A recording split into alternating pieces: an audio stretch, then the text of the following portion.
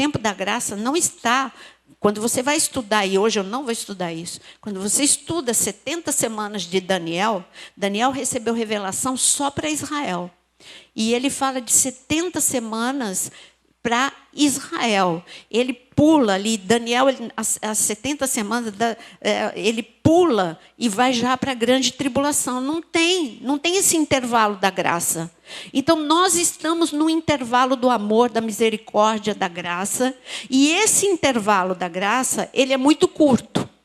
Ele é tão curto que Deus deu o tempo exato que ele duraria. Alguém aqui, como eu estou falando com alunos, se você errar, não tem problema. Mas alguém quer chutar quanto tempo Jesus deu para o tempo da graça, provando biblicamente, não só chutando, mas provando biblicamente? Você sabe me dizer quanto tempo que dura o tempo da graça? Alguém quer arriscar? 2000 anos. Como a gente chega a essa conclusão? É porque alguém diz? Não. Sabe me dizer a passagem que a gente pode... Então, vamos lá, porque as pessoas podem questionar vocês. Como que vocês dizem que o tempo da graça são 2000 anos? Porque tem tudo a ver com o que nós vamos ver em Mateus 24. Vocês precisam aprender direitinho. Você responde assim, a parábola do bom samaritano. O bom samaritano não era Quem era o samaritano? Tudo bem, é uma figura de Jesus. Agora, esquece que ele é uma figura de Jesus. O bom samaritano, ele é judeu? Cavalo branco, que cor que é o cavalo branco de Napoleão? O samaritano é judeu? Não, o que é o samaritano? Samaritano não é judeu. Então, o samaritano não era considerado judeu e era considerado praticamente um gentil para os judeus. Então, quem é que socorreu o judeu? Um não judeu, um samaritano. Esse samaritano levou... que é uma sombra de Jesus, ele levou para uma hospedaria, e quando ele chega lá, ele deu os primeiros socorros, ele carregou, ele socorreu, mas aquele judeu precisava de tratamento. E quanto tempo, quanto em dinheiro você deve, gente, formando discipuladores, é gente que deve estar fazendo CTPA, escola bíblica no mínimo. Então, quanto tempo? Aí ele fala, pastor, eu não contava com as suas perguntas hoje à noite. Né? Aquela coisa. Então, está escrito, vale colar, corre lá na parábola do bom samaritano. Então, quanto de dinheiro o bom samaritano entrega para o dono da hospedaria cuidar daquele judeu ferido? Que bom, 2 denários. 2 denários. 1 denário é o trabalho de 1 dia. 2 denários, trabalho de 2 dias. Na Bíblia está escrito que 1 dia para Deus é como 1000 anos e 1000 anos como 1 dia. Então, o bom samaritano, ele deu quanto de dinheiro? Deu para 2 dias, para que o hospedeiro tratasse daquele enfermo, para que ele ficasse curado. Você está conseguindo me acompanhar? Então, o salário de 2 dias, mas na Bíblia está dizendo que para Deus 2 dias são 2000 anos. A hospedaria é quem? É a igreja que cuida de doentes. Jesus disse, eu vim para os doentes. E a igreja faz o quê? Então, o tempo da graça, Deus revestiu a sua igreja, que somos nós, de poder, autoridade, para poder cuidar de enfermos, pessoas que vêm aqui. Alguns vêm enfermos porque estão presos espiritualmente, outros emocionalmente, outros ambos, espiritual e emocionalmente. A igreja tem capacitações naturais e sobrenaturais para cuidar. E ainda o bom samaritano disse o quê? Ele disse, olha, se precisar de mais coisa, eu dou. Então, ponto final, nós temos recursos, poder, autoridade, unção para cuidar de enfermos por 2000 anos. Então, ele colocou um limite. Oséias capítulo 6, está escrito, depois de 2 dias nos curará. Está escrito do versículo 1 ao versículo 3, só anota aí. Oséias capítulo 6, do versículo 1 ao versículo 3. O capítulo começa, volte para o Senhor.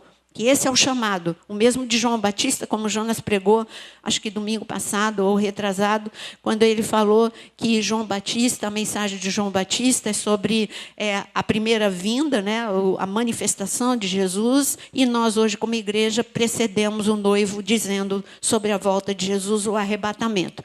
Mas João Batista, a mensagem dele era arrependimento. O Oséias capítulo 6 tem 2 recados para nós. Primeiro, arrependimento, e o segundo, conhecei e prossegui em conhecer ao Senhor. Só que ali está escrito também uma medida de tempo para isso acontecer. Está escrito, depois de 2 dias, o Senhor nos curará, nos levantará e viveremos diante dele. Olha que fenomenal. Então, quer dizer que depois de 2 dias, ele vai nos levar, nós vamos ser arrebatados. Ele está nos curando. Nunca. Por que há 4 meses eu tenho estado diariamente no Instagram falando de restauração emocional?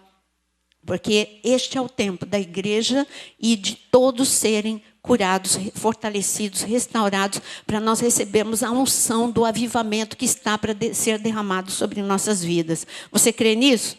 Amém? Então, aqui no capítulo 24, então eu disse que do versículo 3, eu vou ressaltar algumas coisas que estão acontecendo hoje. Do versículo 3 ao versículo 14.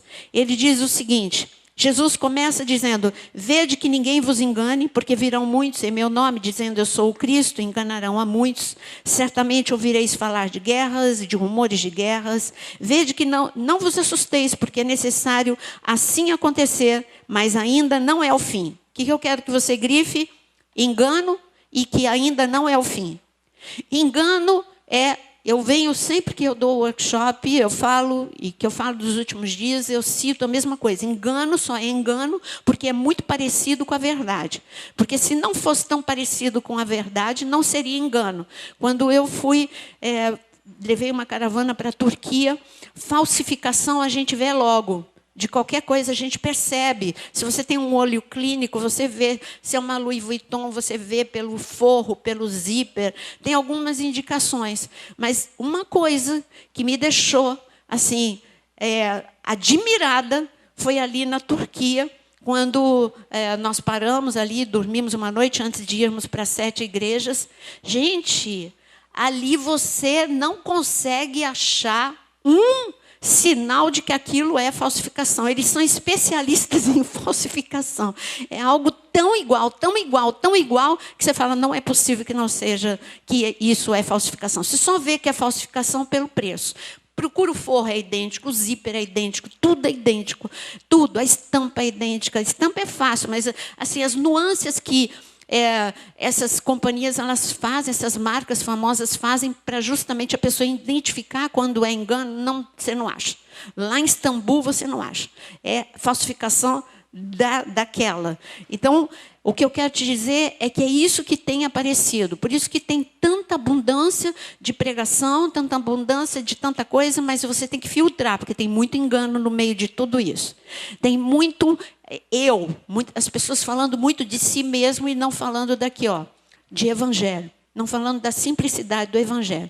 Não vou falar porque vocês já sabem de tudo, e cuidado para não entrarem no engano. Ficarem admirados com pessoa que tem um rótulo bonito, mas o interior dela, você não conhece o caráter, você não conhece a vida dela, você não conhece o quanto essa pessoa conhece de Deus. Ela fala bonito, ela tem uma boa oratória, ela tem umas frases de impacto, de efeito, mas cuidado com isso, tá bom?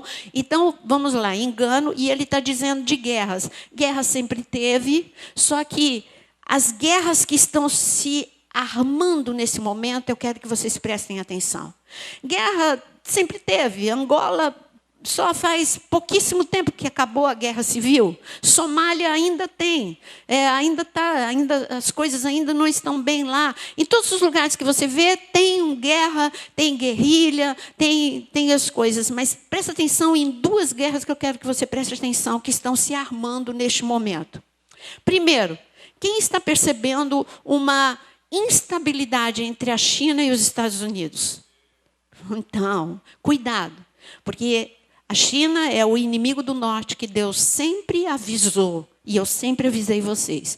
Deus disse que é um exército E isso ele falou muito antes que a China tivesse esse exército, que é o maior exército do mundo. Sempre esteve anunciado em Ezequiel e em todos os lugares que esse maior exército do mundo se viria em direção a Israel. Só que quem é amigo de Israel? Para que Israel entre no meio, porque Israel está no meio do caminho, tem que entrar o amigo de Israel. E Estados Unidos sempre foi amigo de Israel. Então, duas potências, e hoje nunca ninguém diria que a China se tornaria uma potência. Duas grandes potências estão completamente instáveis, a um nível de instabilidade já se comparando com uma guerra fria, já se comparando com um susto coletivo, porque a partir do momento que você a embaixada, já tem problema com a embaixada, queima os papéis da embaixada. Você tem que um olho na Bíblia e um olho na mídia.